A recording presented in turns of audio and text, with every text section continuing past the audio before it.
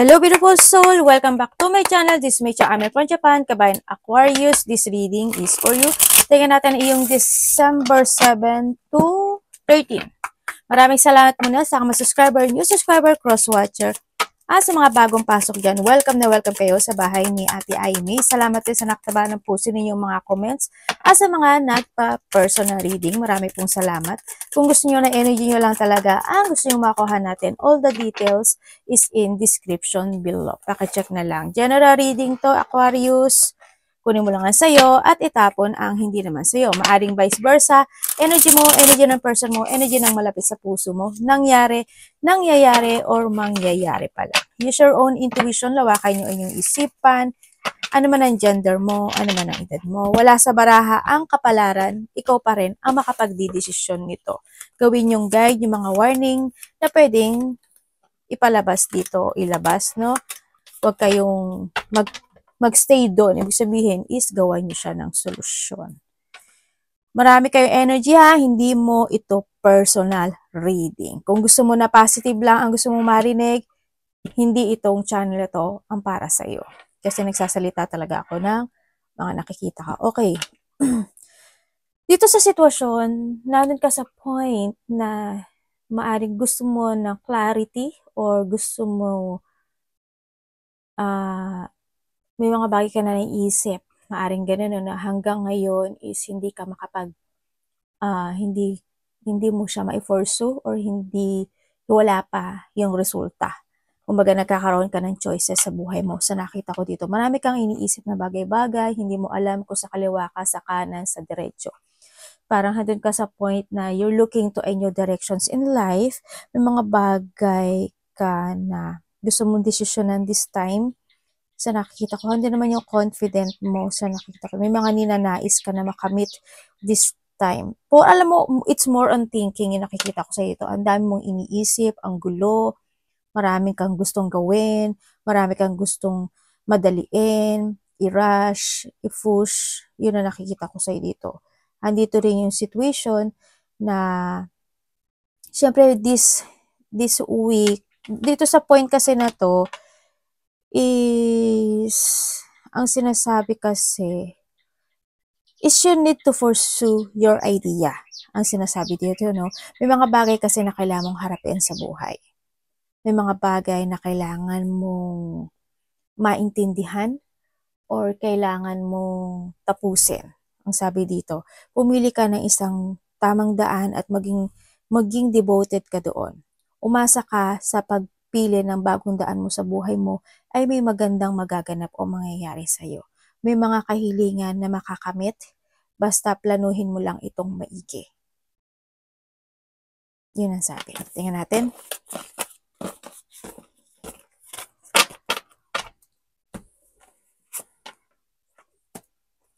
Five, 10, 25, 33, and 13. Kung ano man ito sa buhay mo. Tama, sabi ko sa'yo, nasa sa'yo si Kyo, di ba? Hindi nagkamali sa sinabi ko kanina. Di ba? Okay, meron tayong Pisces, Sagittarius, Capricorn, Aries, and Taurus. You need to trust to your intuition. Okay, may tao na malapit sa'yo na nakakapagbibigay sa'yo ng pain. No? May tao na nakapagbigay, tao na maaring hindi kayo magkaintindihan. May tao, pwedeng anak mo, pwedeng kapamilya mo, pwedeng karelasyon mo, basta a person na gano'n. Pwedeng sa business, pwedeng related ang pera, ganyan. And then also, may nakita akong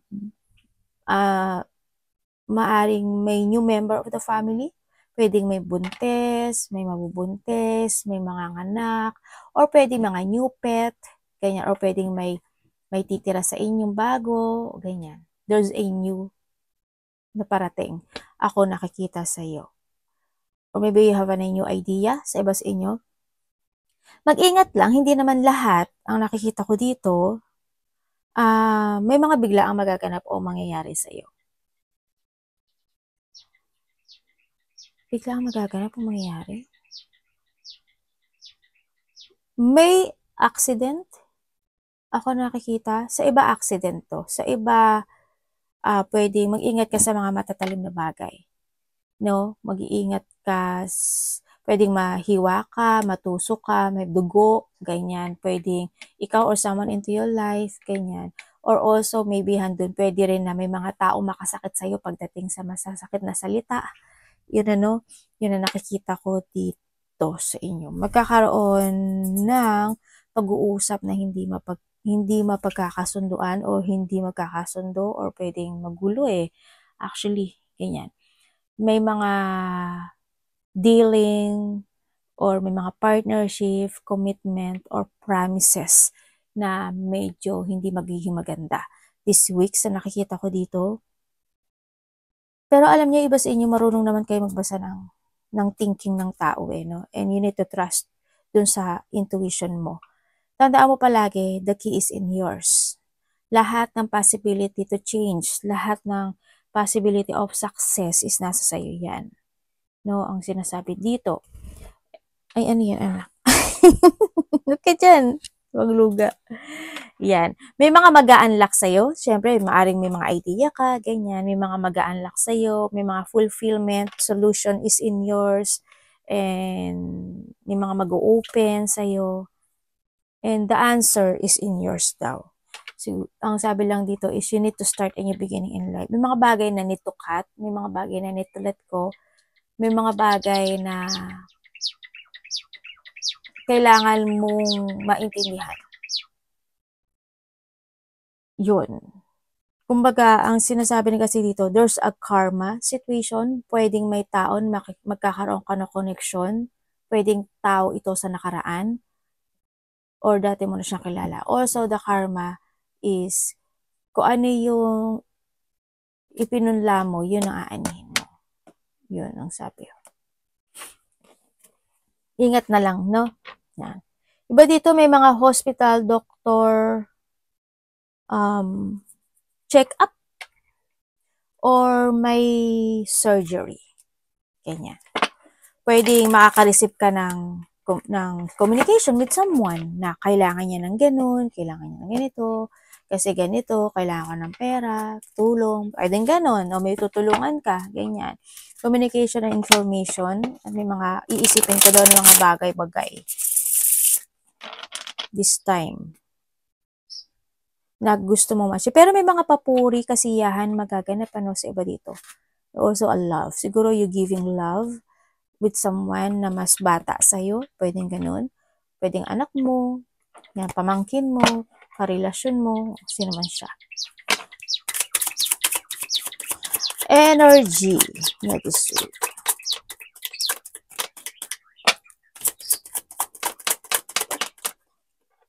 Energy po niya.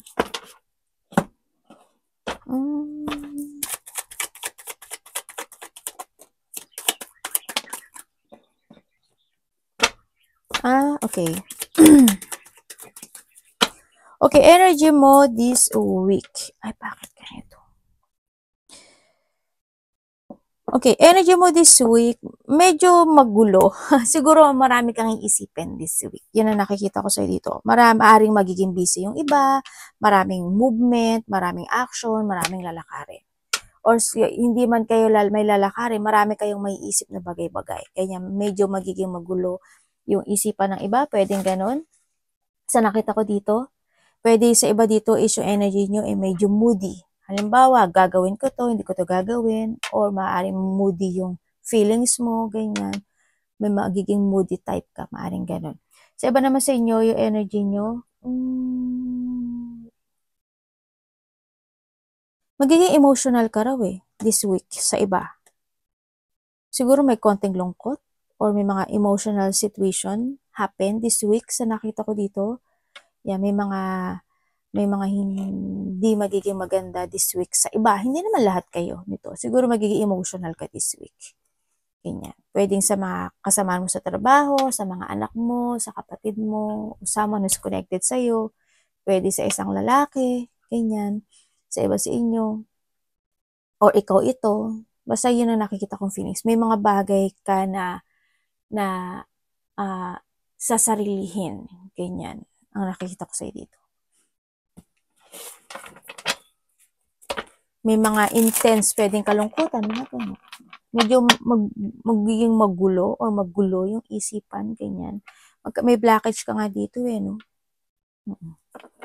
Nandito rin yung situation na pwede rin na sa iba dito is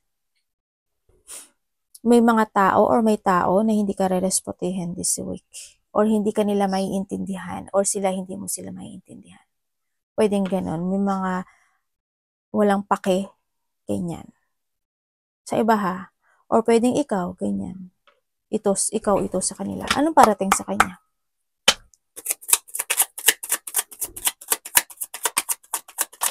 Parating.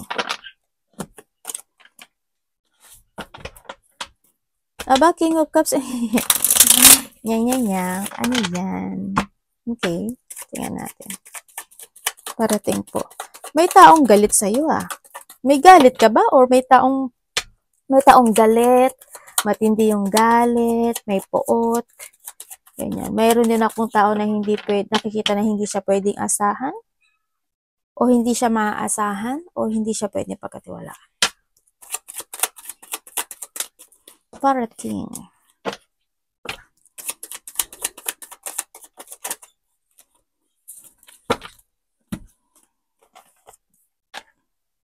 Okay. Ayaw, 6 and 6 6. 666. Okay. Medyo maganda naman ang nakikita ko sa'yo. Teka lang Ang parating sa'yo. Ang parating sa'yo is ang nakikita ko sa'yo dito, there's a victory and success happening to your life. Ibig sabihin. Mapag-uusapan yung iba, ganyan, o kaya handito yung sitwasyon na may mga pagtulong na magaganap o mangyayari. Pwedeng may tao na tutulong sa'yo or may tao ka na tutulungan or may hihingi ng tulong. Basta may pagtulong. And then also, iba dito is, parating sa'yo is may mga lalakarin ata kayo. No? Iba sa inyo.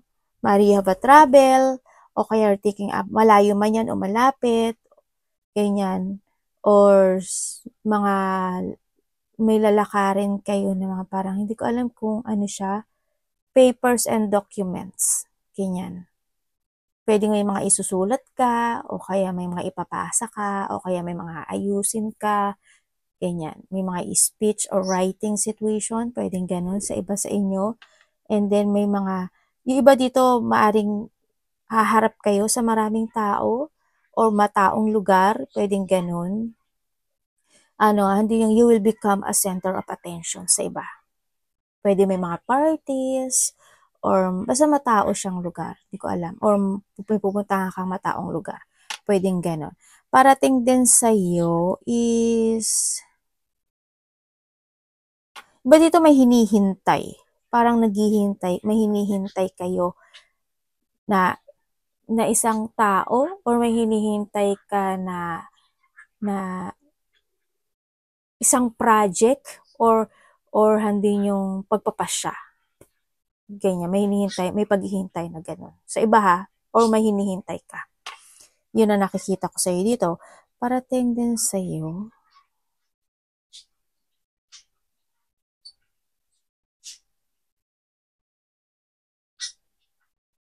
Bakit po?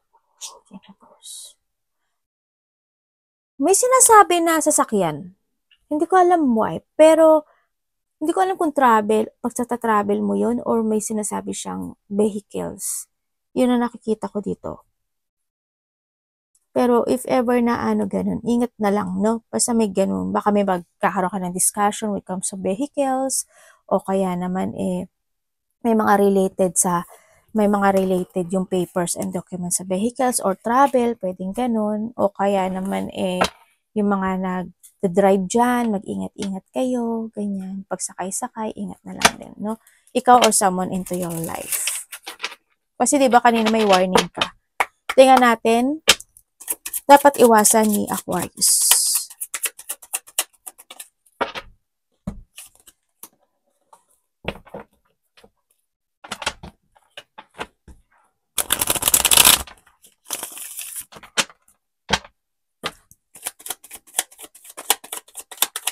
Dapat iwasan. I-reverse nyo yan, mga warning Baka naman tumambog kayo dyan. Ako po, ay bahala kayo.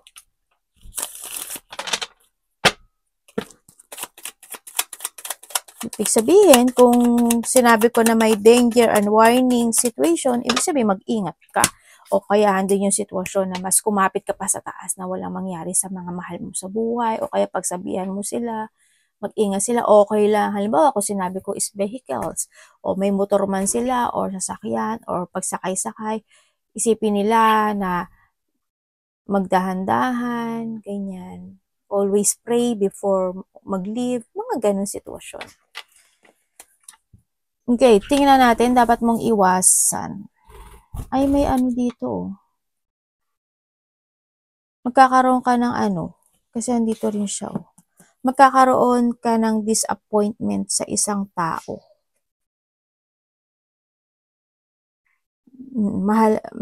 Pwedeng related sa pera to. Halimbawa, nagbayad siya ng utang, o may hiniram siya. Ganyan, maaring baka mamaya, hindi sakto yung bibigay niya, di ba? Sa sinabi niya, pwedeng ganun. O kaya, ina-expect mo na magbigay, na magbabayad siya, tapos hindi naman para siya magbabayad. Mga ganun. Yan. Iba sa inyo may parating na papasok na pera. Ay, nasa ano kayo? Umaano kayo sa ano? Sa justice? Or there's a judge situation? Ako na nakita. Law pala. Law. Ano pa yung ate sinasabi mo? Yun, ang nakikita ko ha. And then also, dapat mong iwasan. Dapat mong iwasan siguro yung magsayang ng oras at panahon sa mga bagay na hindi nagiging good para sa'yo. You need to follow your heart in a good way. Kumbaga, this is a time to start a new beginning in life. This is a time to start a new path sa iba sa inyo. Yun.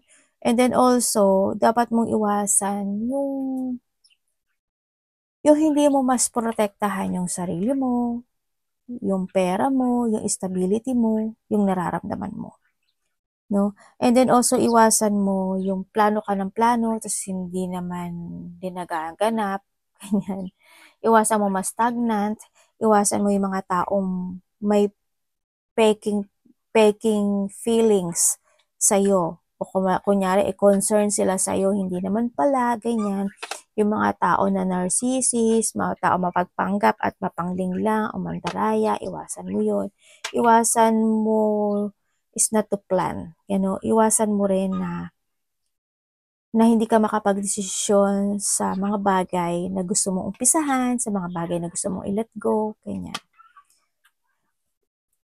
Iwasan mong hindi ka mag-focus sa sarili mo or not to love yourself more, ibig sabihin. Focus to fulfill, to achieve, and sa mga opportunity in life. To start a new beginning in life. Love, kapatid, anak, magulang, karelasyon, kaibigan, pamilya. Aquarius. Yung mga pagtatampo yan, iwasan mo yan, moody, yung mga tao, being or yung mga tao exaggerated, ganyan.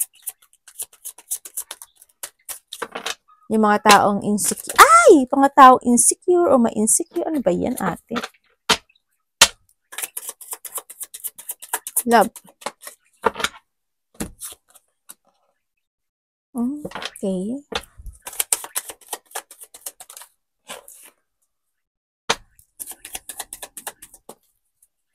Come sa love.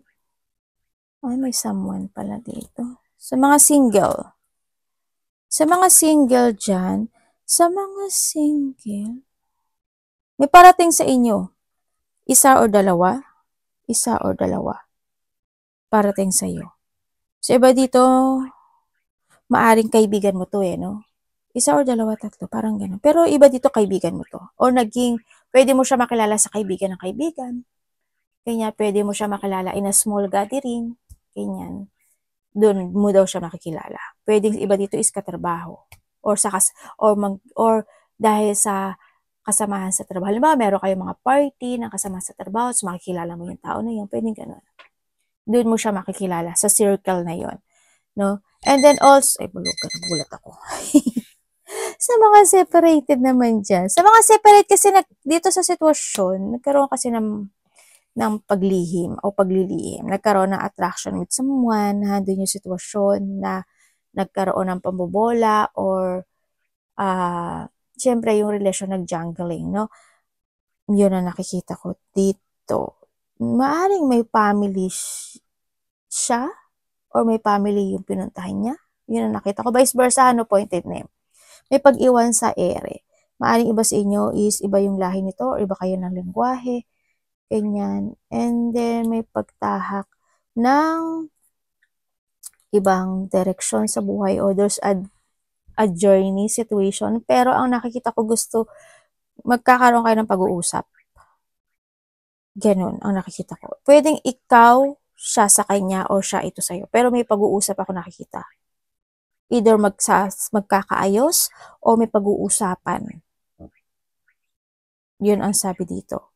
And then also, ang nakikita ko naman sa mga magkakarelasyon,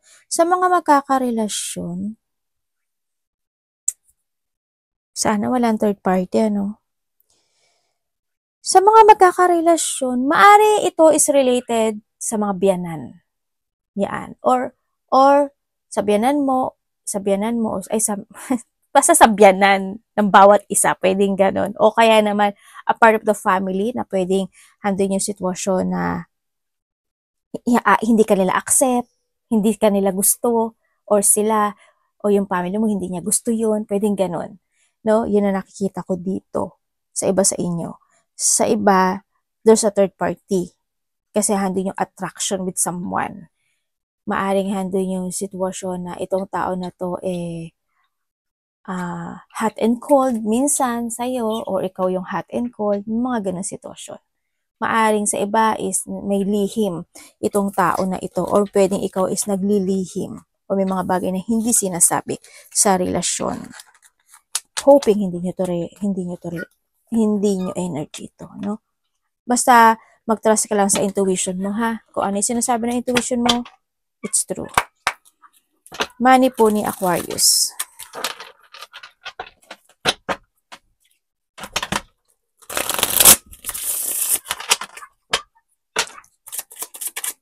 Money and work, isa lang to, ha?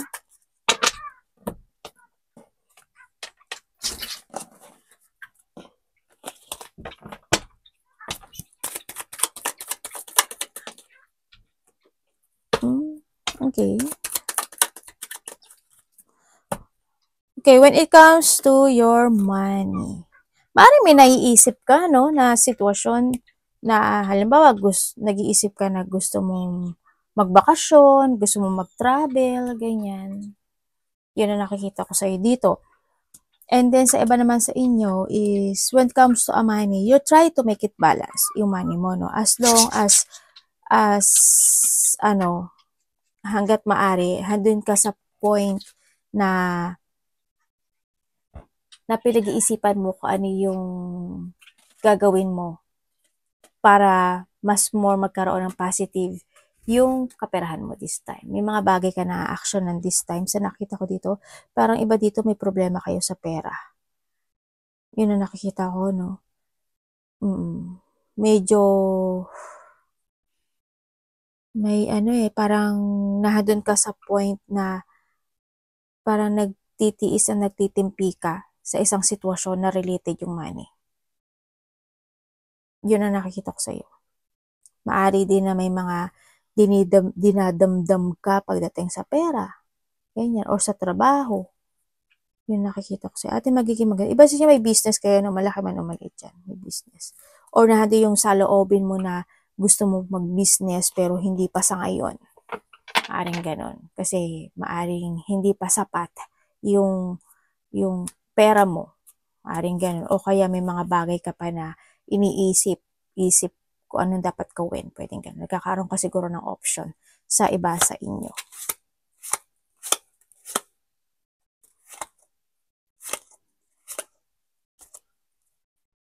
May mga pag-aalala, no? May mga pag-aalala ako nakikita sa inyo pagdating sa pera. May mga inaalala ka. Sa iba sa inyo, ha? Tingnan natin ang advice sa'yo. Mga anak ko nasa gilid. Dito sila sa gilid. 555. Tatlong 5.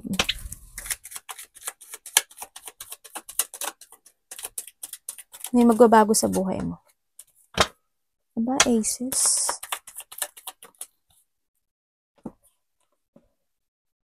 Nakabi ko lang sa'yo may magbabago sa buhay mo. Hindi ako nagkamali. Okay. Sandali lang. Diyan naman anak. Pinupo nyo kaya yun. Makakaroon ka na ng text message or communication sa isang taong mas bata sa'yo. Uy, magkakaroon ng ano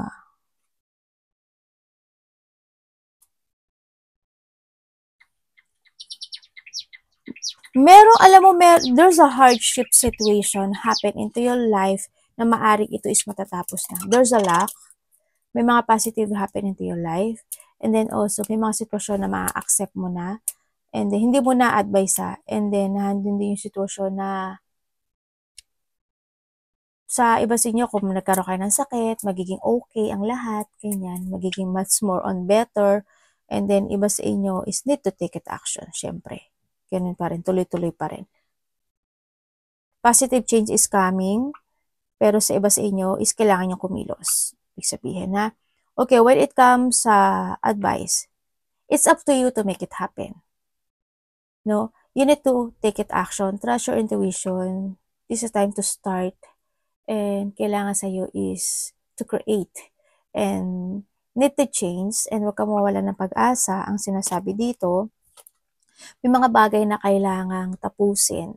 May mga bagay na kailangang baguhin. Kumbaga, andito rin yung sitwasyon na may mga sitwasyon na you need to focus and put an effort to create yourself to a new situation in life. Or andun yung situation na may mga bagay na need to accept. And you need to learn. Siyempre din, isa rin kasi yung learning, no? Ang sinasabi dito. Ay, may mga biglaan pala kayo no? Baka may biglaang paglabas o pag-travel o outgoing situation happen to your life. Yun na nakita ko. May mga bigla, may mga ikagugulat, ikakabigla, or expect and expected. Ganyan ang sinasabi dito. May hinihintay talaga iba dito. Yun ang sabi sa iyo. Pero alam mo, mag-i-improve yung finances mo. There's an improvement sa iba sa inyo ng finances. Pero iba dito, kailangan nyo daw mag-action. Ibig sabihin, kung gusto nyo ng bagong trabaho din, it's okay. Kasi more improvement ang magaganap o mangyayari sa inyo. Sa gusto lang naman. No? Yun. Sa iba naman sa inyo, maaring malilipat kayo. Halimbawa, may paglipat kasi, malilipat ka ng department. Nasa department 1 ka, malilipat ka sa department 2. It's more an improvement happening to your life. Ibig sabihin, mas magiging maganda yung places mo doon. Maaring iba dito, basta may paglipat pang umaga, pang gabi. Kung pa umaga kayo, pang gabi kayo, mas magiging maganda kasi mas mahal ang pang gabi, diba? O kaya basta may mga improvement na magaganap sa iyo. Arigato namaste, God bless.